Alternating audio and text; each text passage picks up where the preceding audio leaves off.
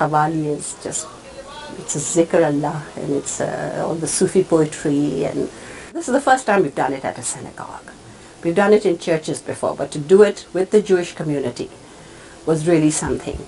And to have this joint Allahu and Adonai, and to say the name of the divine in whatever language, in whatever way, and coming together in that form was quite remarkable. Allahu, Allahu, Allahu, Allahu,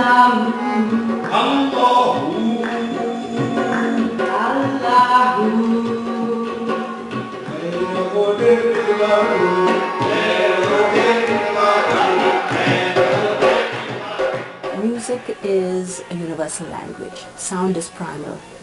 So that's how transformative sound is. It's a very individual experience, but it's also a cultural uniting experience. So when Munshi Raziuddin, the father of Farid and Abu Muhammad, came to New York almost 15 years ago, we actually had them perform in 9 different places in New York at that point. When they came back more recently, I've been affiliated with the Cordoba Initiative and the work of Imam Faisal, which is very much an interfaith, multinational, multi-faith organization trying to build bridges between people's understanding of Islam in the West. And there's a lot of misconceptions and ignorance, should I say, jahalat around it, but there's a lot of centralization and unity that can bring people together with our common humanity. So I thought Qawwali is such a medium for that. As Maulana Rum says, it is the same light, just looks different on different walls.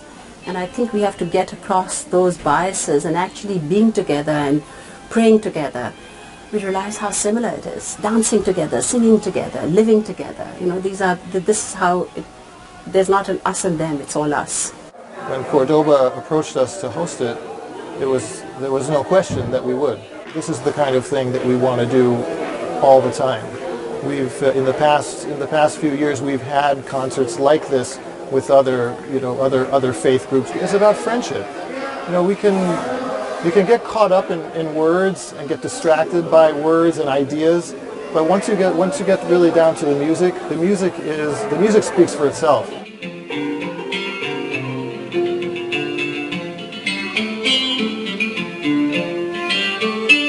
The role of music is to create a shared experience, of an emotional experience. So we're all coming from a place of joy and emotion and feeling. I was influenced by Qawwali when I heard Mr. Fateh Ali Khan many years ago, and I just didn't understand the words, but I knew he was speaking from his heart and he was speaking to God, and that he was a channel, that was just this clear channel between what is expressed in the mystery of the world and devotion to the unity and to the divine, and his soul and his voice, and I just said, I want to be able to do that too. मेरे वाले साहब तुमला फरमाया करते थे कि अल्लाह का नाम अगर मस्जिद में नहीं होगा तो कहाँ होगा? लोगों ने कव्वाली को खेल तमाशा बनाया हुआ है। मेरी कव्वाली जो है वो खेल तमाशा नहीं है। मेरी कव्वाली में पैगाम जरूर होता है। वो पैगाम है मोहब्बत का और उसको एक मानने का। मुझे बड़ी खुशी है कि आज के ऑडियंस में यानी मोर देन 50 to 60% लोगों ने उस पैगाम को कंसीव किया, उसको महसूस किया। मेरे लिए जगह का इशू नहीं है, पैगाम आप कहीं से भी ले सकते हैं। When Farid Ayaz came into the synagogue, I got a chance to introduce him to the Jewish singer. Her name is Basha, and she is training to be a cantor, and I've heard her sing and recite, and it's very similar, some of that longing of poetry, and it created, when I heard them, it created for me a similar feeling of listening to Qawwali. So I kind of introduced them together and say, let's do this one song together. Instead of saying just Allahu, we said Adonai, Elohim. And it was just a beautiful alchemy of coming together with the same longing but different language.